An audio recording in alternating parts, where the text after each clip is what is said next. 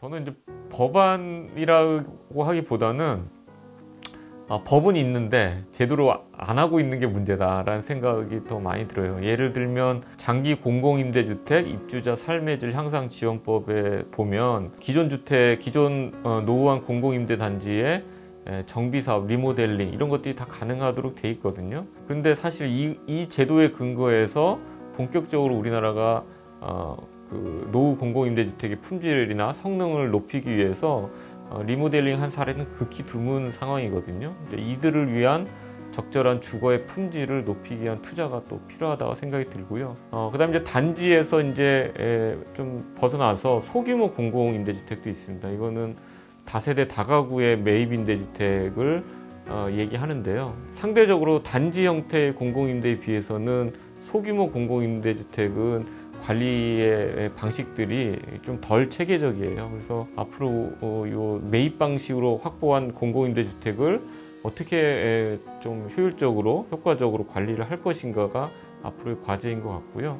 그다음 마지막으로 우리가 공공임대주택 유형 중에 또 전세임대라는 것이 있습니다. 전세임대는 공공이 소유한 게 아니라 민간의 주택을 빌려서 공급하는 방식이다 보니까 그 주택의 품질에 대해서는 전혀 통제하거나 제어할 수 있는 제도적 장치가 없습니다. 그래서 열악한 주택임에도 불구하고 공급 조건이 맞으면 이제 공급이 될 수 있는 우려가 있기 때문에 두루두루 다양한 공공임대주택의 유형과 성격에 따라서 품질을 높일 수 있는 전략이 또 필요하다고 저는 생각이 듭니다.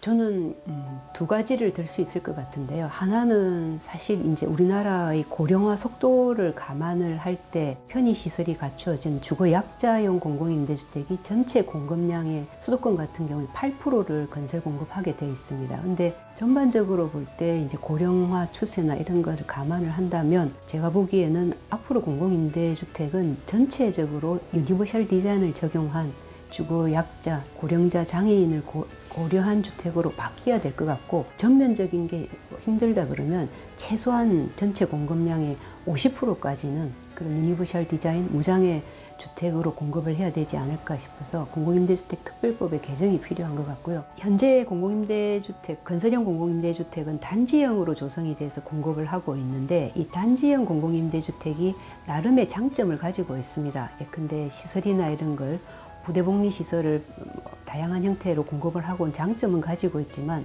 한편으로 보면 공공임대주택이 지역사회와 단절되는 역할을 한 것도 사실인 것 같습니다. 그래서 앞으로 공공임대주택을 건설할 때는 일정 규모 이하로 하면서 지역사회와 통합하고 소통할 수 있는 설계를 통해서 제공이 돼야 되지 않을까 생각이 됩니다.